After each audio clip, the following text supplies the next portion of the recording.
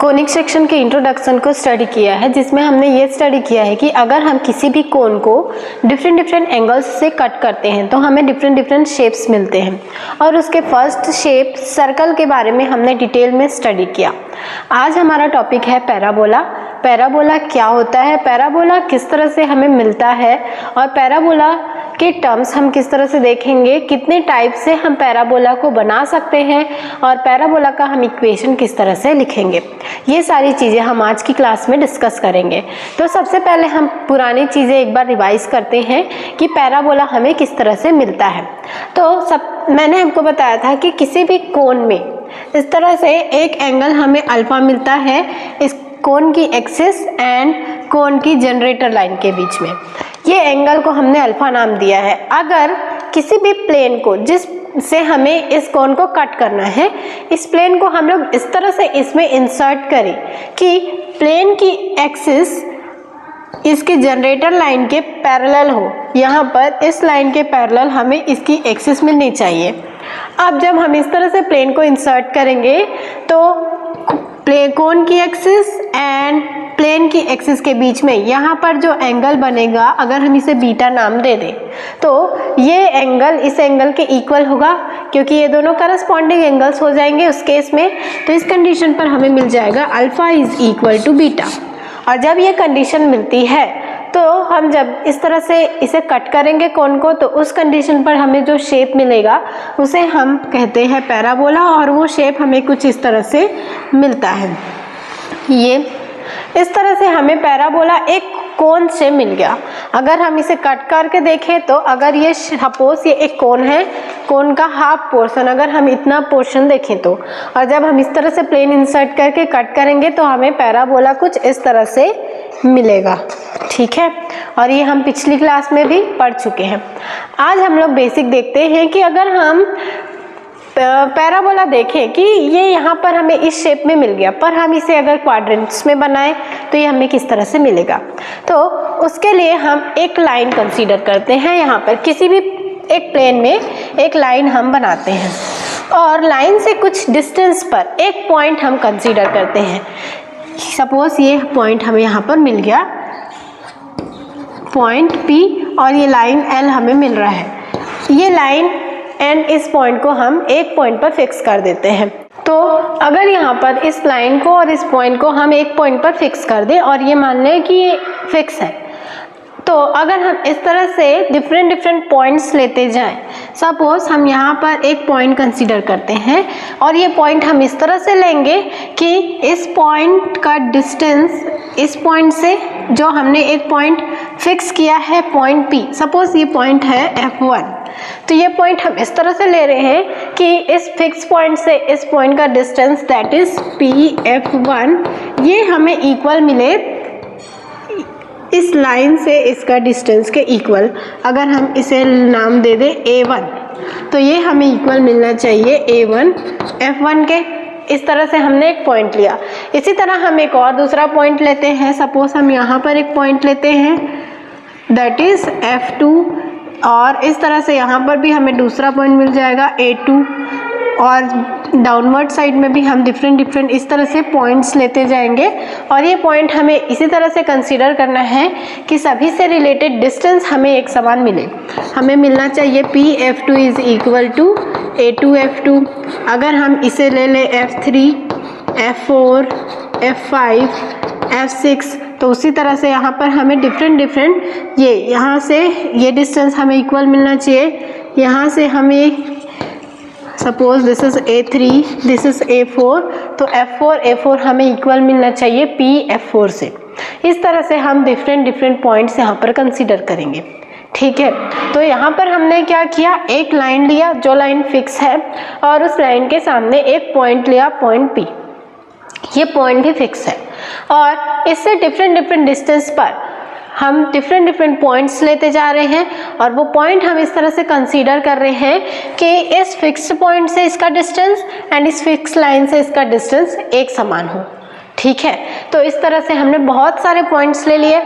अब अगर हम उन पॉइंट्स को मिलाते हुए कोई भी शेप बनाना चाहें तो हम देखते हैं कि वो शेप हमें किस तरह से मिलती है।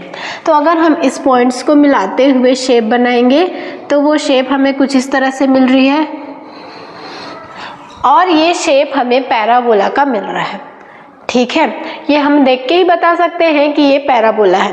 तो इस तरह से पैराबोला हम किस तरह से समझ सकते हैं कि ये एक ऐसा शेप है जिसका डिस्टेंस, अगर हम इस पॉइंट P को देखें, ये फिक्स है, इस फिक्स पॉइंट से इसका डिस्टेंस हर पॉइंट का, चाहे हम कहीं पे भी कोई भी पॉइंट कंसीडर करें, उस पॉइंट का डिस्टेंस इस पॉइंट से एंड इस लाइन से फिक्स होना चाहिए।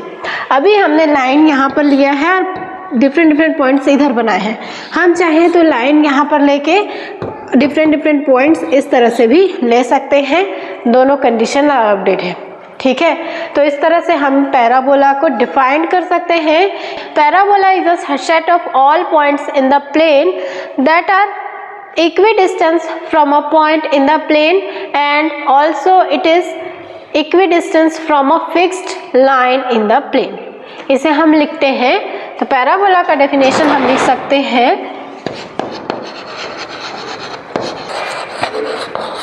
प्लेन। तो पैराबोला का डेफिनेशन हम लिख सकते हैं, parabola is a set of all points in the plane that are equidistant from a fixed line and from a fixed point in the plane.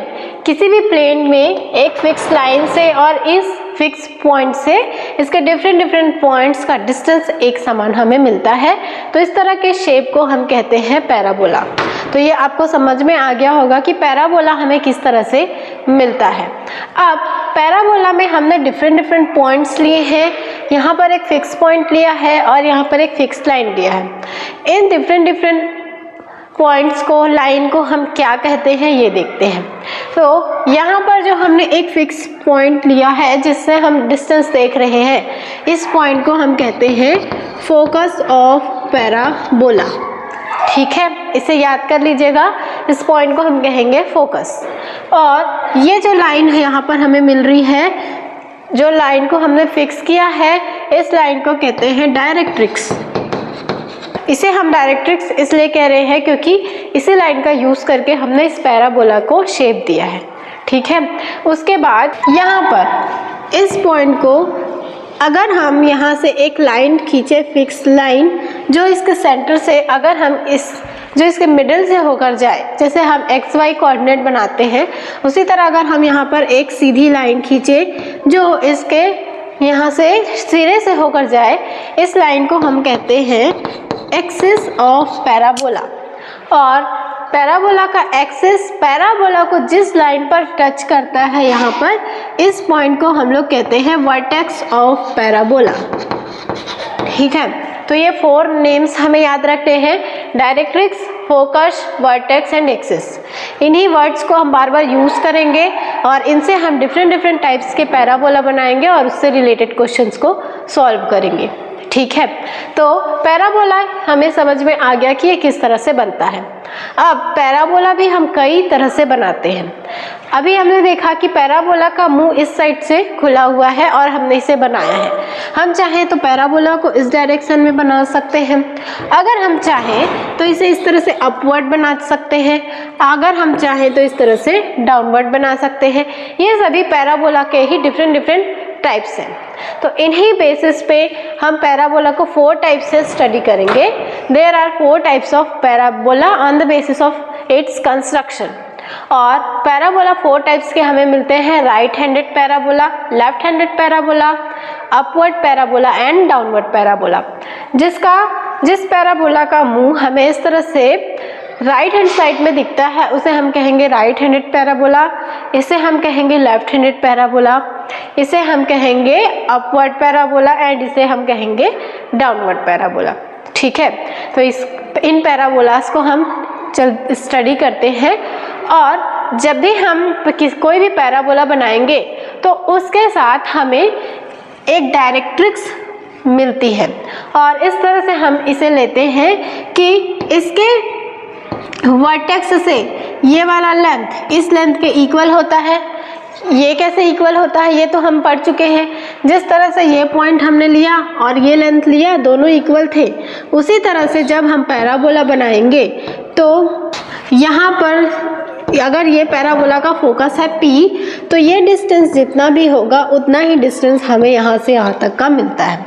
तो जब भी हम पैराबोला बनाएं और उसका डायरेक्ट्रिक्स बनाएंगे तो हमें ये ध्यान देना है कि ये दोनों डिस्टेंस हमें एक समान ही लेना है। ठीक है, अब हम लोग देखते हैं सबसे पहले first type of parabola, that is right handed parabola, और उसके लिए हम पैराबोला का इक्वेशन बनाएंगे। यहाँ पर हमने एक राइट हैंडेड पैराबोला बनाया है जो एक्स एक्सिस के पॉजिटिव डायरेक्शन में बना हुआ है, राइट साइड में बना है, इसलिए हम इसे कह रहे हैं राइट हैंडेड पैराबोला।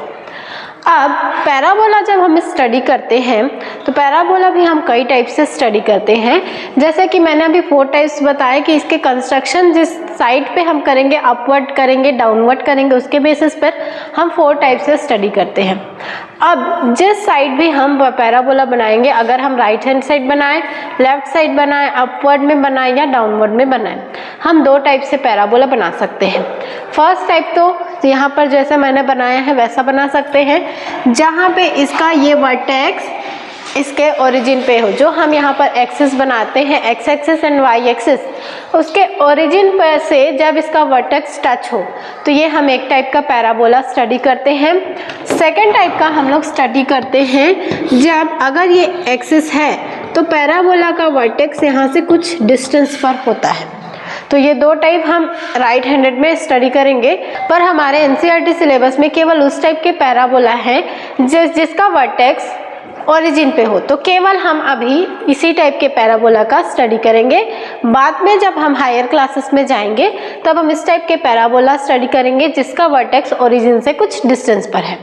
तो अभी इस चैप्टर में हम केवल ये वाला पैराबोला स्टडी करेंगे। यहाँ पर ये ओरिजिन है, अगर हम इसे O नाम दे दें और इसके क्वाड्रेंट्स हमें मिल जाएंगे 0,0। ये एक पॉइंट है जिससे हमने पैराबोला का फोकस लिया है और यहाँ से हम इसका डिस्टेंस देख रहे हैं। अगर ये डिस्टेंस यहाँ से P है और यहाँ से हम इसे ले लेते हैं A, इस पॉइंट को। अब अगर हम डिफरेंट इसके क्वाड्रेंट्स देखें तो हम मान लेते हैं कि ये एक्स एक्सिस है और ये डिस्टेंस A है, और सिमिलरली ये वाला डिस्टेंस भी हमने A लिया है। ठीक है, क्योंकि पैराबोला के फोकस से दोनों डिस्टेंस हमें एक समान लेना है।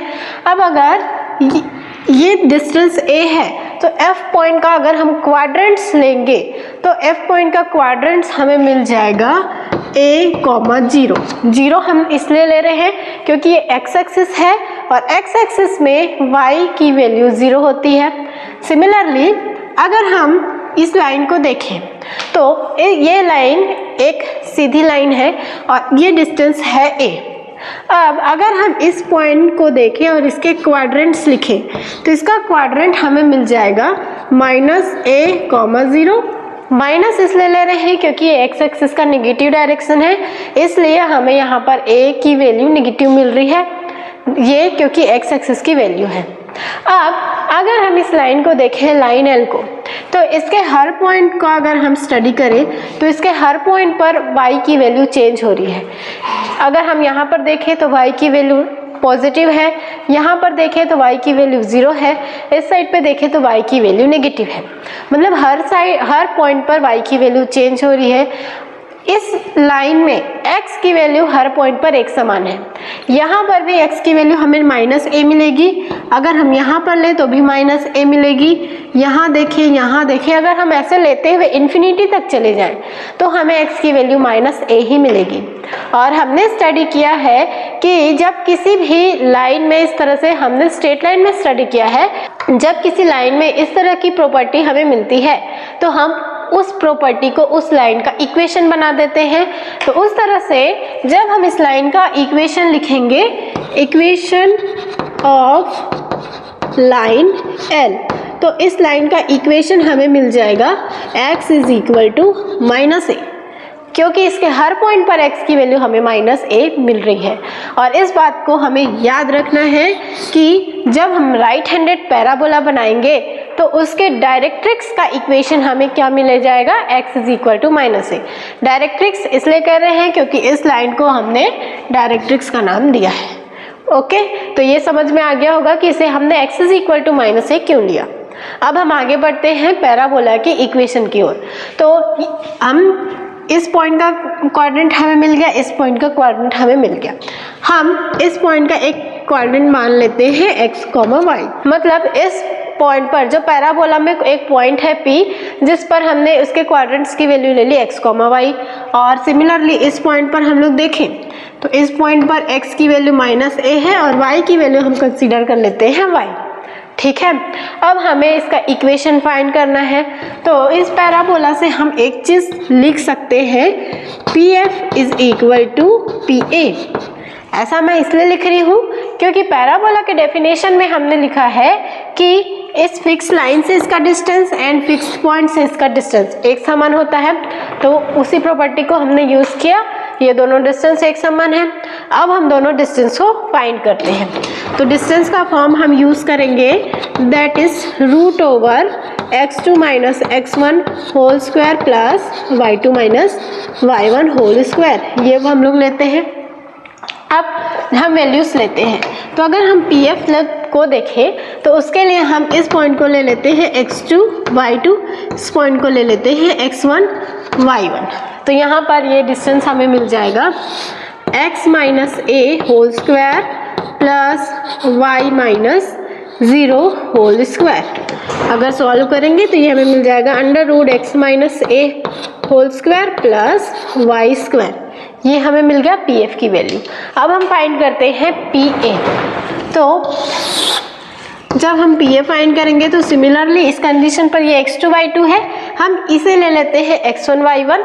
तो PA हमें मिल जाएगा √x plus a whole square plus y minus y whole square. यहाँ पर प्लस a हमें इसलिए मिल रहा है क्योंकि इसकी वैल्यू नेगेटिव है। अब हम सॉल्व करेंगे तो हमें मिल जाएगा x plus a whole square, ये हमें मिल गया PA। अब हम दोनों की वैल्यू इक्वल है तो हम इन दोनों वैल्यूज को इक्वेट करते हैं।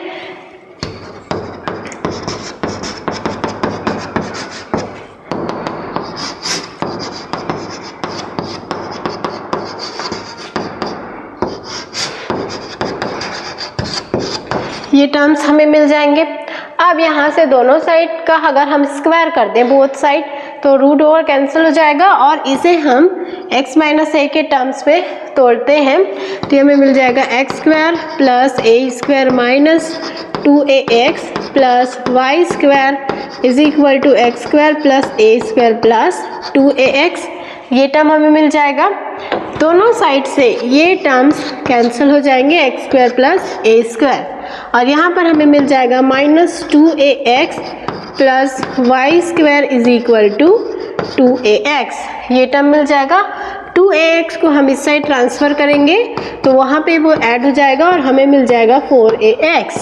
और यही हमें इक्वेशन मिल गया इस पैराबोला का, राइट हैंडेड पैराबोला का। इसका इक्वेशन हमें मिल गया y square is equal to 4ax। और हमें इसे याद रखना है कि किस तरह से हमें राइट हैंडेड पैराबोला का इक्वेशन मिलता है, और ये हमें मिल रहा है y स्क्वायर के टर्म्स। तो इस पैराबोला को देख के हम ये बता सकते हैं कि इस पैराबोला का एक्सिस, ये पैराबोला का एक्सिस है क्योंकि हम इसे ही एक्सिस कहते हैं, और राइट हैंडेड पैराबोला का एक्सिस हमें मिल रहा है x एक्सिस। अगर हमें किसी भी क्वेश्चन में पूछे कि पैराबोला का एक्सिस कौन सा है और पैराबोला का टाइप हमें दे या पैराबोला का डायग्राम हमें दे, हम इस तरह से देख के बता सकते हैं कि उसका एक्सिस कौन सा है। और अगर हमें ये पूछा जाता है कि पैराबोला की एक्सिस का इक्वेशन क्या है, तो उस कंडीशन पर हम इस लाइन का इक्वेशन लिखेंगे, और इस लाइन का इक्वेशन हमें मिल जाएगा y इज इक्वल टू 0, क्योंकि x एक्सिस के हर पॉइंट पर y की वैल्यू 0 होती है। तो और अगर हम एक्सिस का इक्वेशन लिखें, इक्वेशन ऑफ एक्सिस, तो इस कंडीशन पर ये हमें मिल जाएगा y इज इक्वल टू 0, और ये हमें इसीलिए मिल रहा है क्योंकि x एक्सिस के हर पॉइंट पर y की वैल्यू 0 होगी। ठीक है, तो ये सारे टर्म्स हो गए related to right handed parabola. ठीक है, इसके बाद हम नेक्स्ट टर्म देखते हैं लेफ्ट हैंडेड पैराबोला।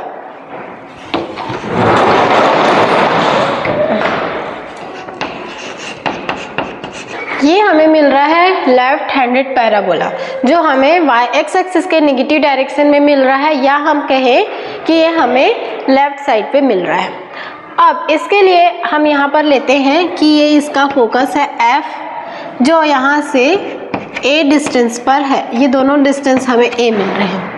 अगर पैराबोला लेफ्ट साइड में ड्रॉ है, मतलब हमें इसका डायरेक्ट्रिक्स इस साइड मिल जाएगा जिसका डिस्टेंस इक्वल होगा। ठीक है, अब हम यहाँ पर कोई पॉइंट लेते हैं, पॉइंट P, और ये पॉइंट P हमें इस तरह से मिलेगा कि पॉइंट P का डिस्टेंस इस पॉइंट से और इस डायरेक्ट्रिक्स के लाइन से एक समान हो, मतलब PF is equal to PA, ये हमें मिले। सिमिलरली हम जैसे लेफ्ट हैंडेड पैराबोला में करे थे, यहाँ पर भी हमें इसका क्वाड्रेंट मिल जाएगा x, y, और इस पॉइंट का क्वाड्रेंट हमें मिल जाएगा a, y।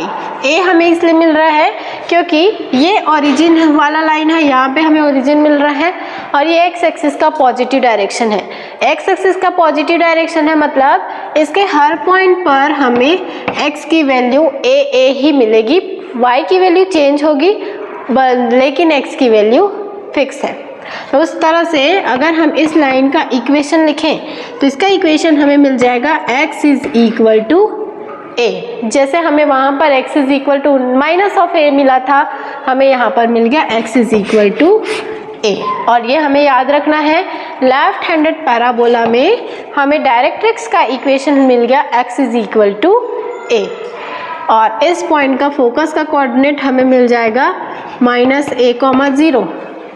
यहाँ पर फोकस के क्वाड्रेंट में हमें माइनस इसलिए मिल रहा है क्योंकि ये एक्स एक्सिस का नेगेटिव डायरेक्शन है।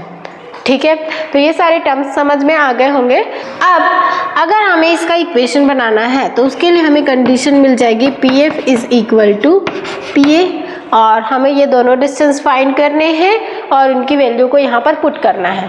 हमें F के क्वाड्रेंट मालूम है, P के क्वाड्रेंट्स मालूम है एंड A के क्वाड्रेंट्स हमें मालूम है।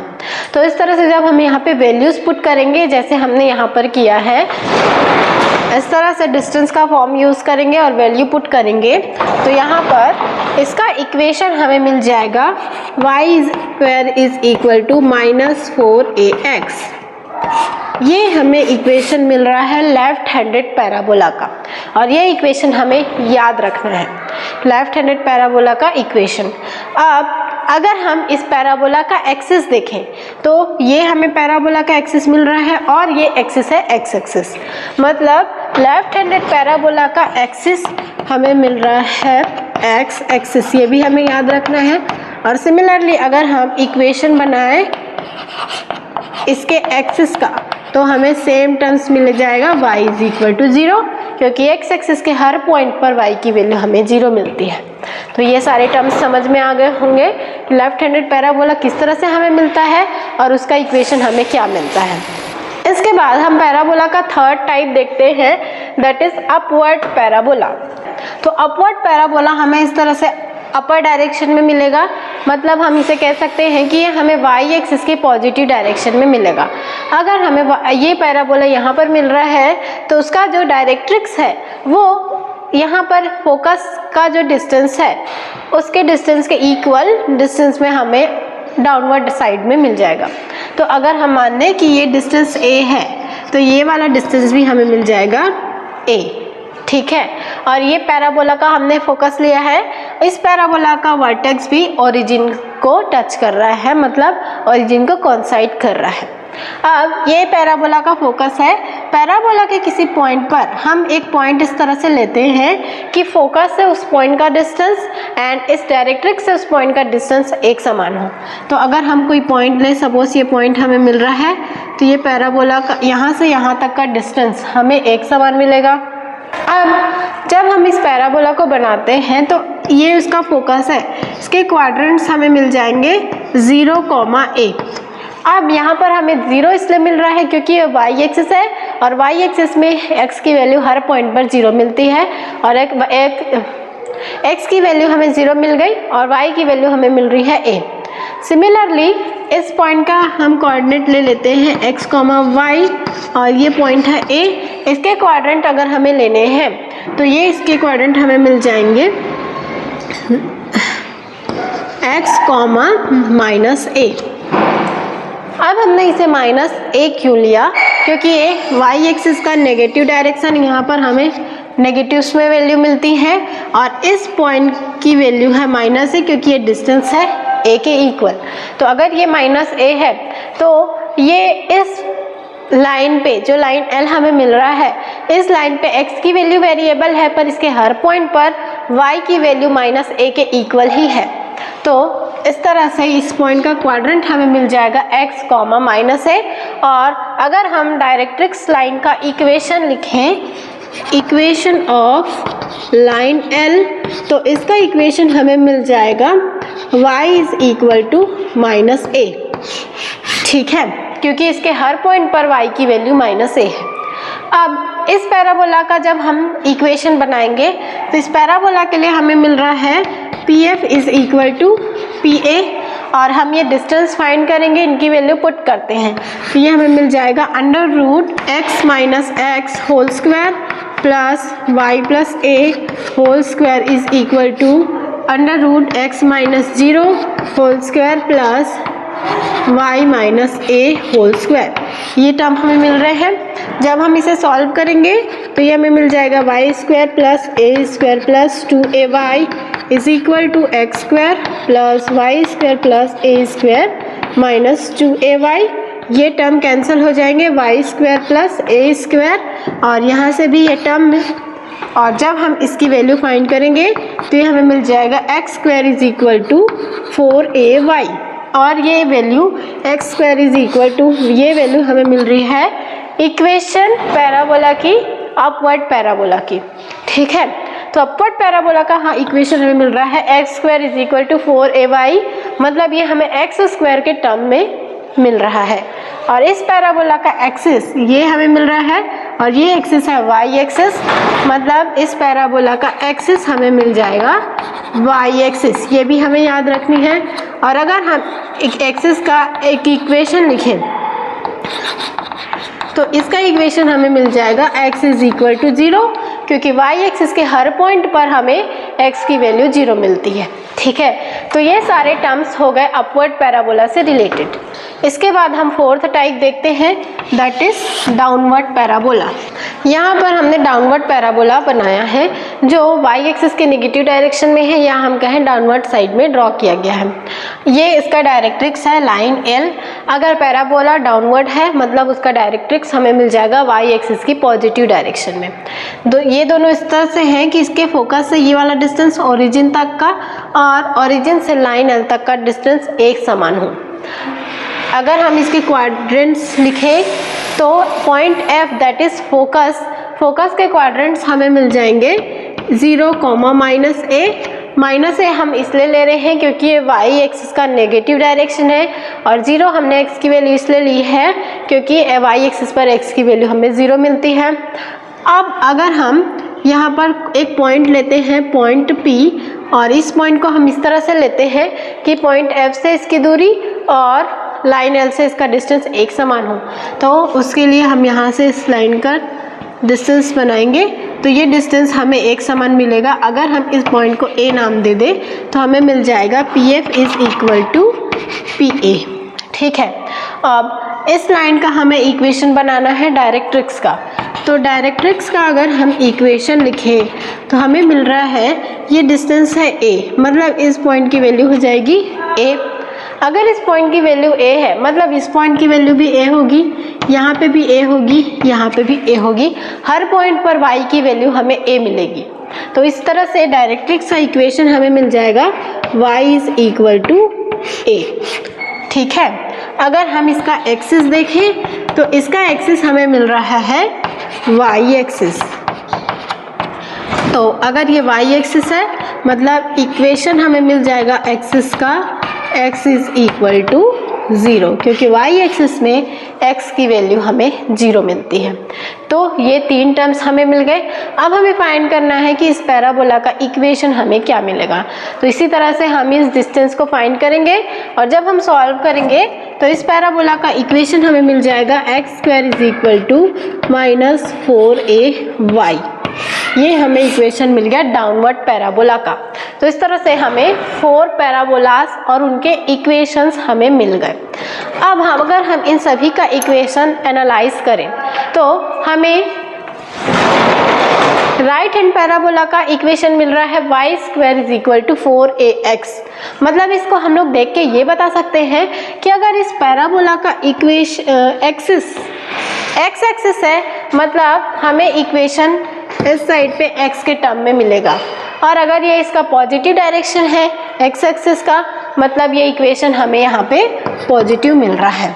सिमिलरली अगर हम इसे देखें second, that is left hand parabola को, तो लेफ्ट हैंड पैराबोला को देख के हम ये बोल सकते हैं कि यहाँ पर भी इसका एक्सिस x एक्सिस है, मतलब हमें इक्वेशन x के टर्म में मिलेगा, और ये x एक्सिस का नेगेटिव डायरेक्शन है। ये पैराबोला जहाँ पे बना है वो x एक्सिस का नेगेटिव डायरेक्शन है, इसलिए हमें ये इक्वेशन नेगेटिव मिल रहा है। ठीक है, थर्ड हम लोग देखते हैं अपवर्ड पैराबोला। तो अपवर्ड पैराबोला का एक्सिस हमें y एक्सिस मिल रहा है और इसका एक्सिस y एक्सिस है, इसलिए ये पैराबोला का इक्वेशन हमें y के टर्म में मिल रहा है। और ये अपवर्ड डायरेक्शन में बना हुआ है, मतलब ये y एक्सिस की पॉजिटिव डायरेक्शन में बना हुआ है, इसलिए ये इक्वेशन हमें पॉजिटिव मिल रहा है। सिमिलरली ये डाउनवर्ड डायरेक्शन में बना हुआ है, इसलिए ये हमें नेगेटिव मिल रहा है, क्योंकि ये y एक्सिस की नेगेटिव डायरेक्शन में बना है और इसका एक्सिस y एक्सिस है, इसलिए ये हमें y के टर्म में मिल रहा है। तो ये सब चीज़ें हमें याद रखनी है कि किस समय हमें पैराबोला का साइन पॉजिटिव मिलेगा, उसके इक्वेशन का साइन, और किस समय हमें पैराबोला के इक्वेशन का साइन नेगेटिव मिलेगा, और कब ये हमें y² के टर्म में मिलेगा और कब हमें x² के टर्म में मिलेगा। तो ये सारी चीज़ें हमें याद रखनी है। अब इसके बाद हम लोग एक चीज़ देखते हैं, लेटस रेक्टम। लेटस रेक्टम क्या होता है और इसकी वैल्यू हम लोग किस तरह से फाइंड करेंगे। तो अगर हम पैराबोला बनाते हैं, सपोज हमने यहाँ पर एक राइट हैंड पैराबोला बनाया है और ये पैराबोला का फोकस है, फोकस है। अब अगर हम इस पैराबोला में यहाँ पर कोई पॉइंट इस तरह से लेते हैं कि उस पॉइंट से अगर हम यहाँ पर सीधी लाइन डाले, परपेंडिकुलर लाइन खींचे जो इस फोकस से होकर जाए, सपोज हमें वो इस तरह से मिल रहा है, तो यहाँ पर जो पॉइंट हमें मिलता है अगर हम इसे ए ले लें सपोज, और इसे अगर हम और आगे बढ़ाएं तो यहाँ पर पैराबोला की दूसरे सिरे पर हमें एक पॉइंट मिल रहा है, पॉइंट बी। तो अगर ये इसका परपेंडिकुलर है, यहाँ पर फोकस से होकर जा रहा है, अगर हम इसे यहाँ से ड्रॉ करें तब हम इसे कंसीडर नहीं करेंगे, हमें उस लाइन को लेना है जो इसके पैराबोला के फोकस से होकर जाए। तो जब इस तरह का कोई लाइन हमें मिलता है जिसके दोनों सिरे पैराबोला पर हों और वो लाइन फोकस से होकर जाती है और पैराबोला की एक्सिस, ये पैराबोला का एक्सिस है, पैराबोला के एक्सिस पर ये परपेंडिकुलर है और फोकस से होकर जाती है, तो इस तरह का जो लाइन हमें मिलता है, इस लाइन को हम कहते हैं लेटस रेक्टम, और लेटस रेक्टम हमें मिल जाएगा AB। ठीक है, और लेटस रेक्टम का लेंथ हमें फाइंड करना है। उसके लिए यहाँ पर हम एक डायरेक्ट्रिक्स बनाएंगे, और ये जो डिस्टेंस है, सपोज हम इसे ले लेते ही, तो यहाँ से AP = हमें मिल जाएगा AF। ठीक है, और AF की वैल्यू इक्वल है BF के, क्योंकि ये दोनों डिस्टेंस एक समान होंगे। इस कंडीशन पर अगर हमें टोटल वैल्यू फाइंड करनी है AB, तो AB को हम लोग लिख सकते हैं AF + BF। ठीक है, AF + BF हमें ये मिल जाएगा। तो अगर हमें ये डिस्टेंस मालूम हो, ये डिस्टेंस मालूम हो, कोई भी पॉइंट हमें मालूम हो, तो हम यहाँ पर पुट करके इसकी वैल्यू को फाइंड कर सकते हैं। तो हमें मालूम है कि ये डिस्टेंस हम जनरली यहाँ पर कंसीडर कर रहे हैं कि ये डिस्टेंस A है और ये डिस्टेंस A है, क्योंकि इसके फोकस से एंड इस लाइन से डिस्टेंस ओरिजिन का एक समान होता है। तो अगर ये दोनों की वैल्यू A है तो ये टोटल लेंथ अगर हम लोग देखें AP, तो ये हमें मिल जाएगा 2A के इक्वल, मतलब ये वैल्यू हमें मिल जाएगी 2A और ये वैल्यू भी हमें मिल जाएगी 2A, क्योंकि ये तीनों आपस में इक्वल है। तो अगर ये टोटल हमें 2A + 2A मिल रहा है, मतलब AB हमें मिल जाएगा 4A के इक्वल, और ये AB हमें बता रहा है लेटस रेक्टम। तो अगर लेटस रेक्टम हमें किसी भी टाइप के पैराबोला में फाइंड करना है, अभी मैंने यहाँ पर राइट हैंड पैराबोला ड्रॉ किया है, अगर हम इस पैराबोला में देखें तो इस लाइन को हम कंसीडर करेंगे क्योंकि ये इसके फोकस से होकर जा रहा है, तो उस कंडीशन पर अगर ये AB है तो इसका लेंथ भी होगा 4A के इक्वल। अगर हम इस पैराबोला में ड्रॉ करें, यहाँ पर इस तरह से ड्रॉ करें, तो इस सभी लाइन को हम लैटिस रेक्टम कहेंगे और सभी का लेंथ हमें 4A के इक्वल मिलेगा। तो लैटिस रेक्टम में हमें पैराबोला का टाइप नहीं देखना है, चारों टाइप के पैराबोला में लैटिस रेक्टम का लेंथ हमें 4A ही मिलेगा।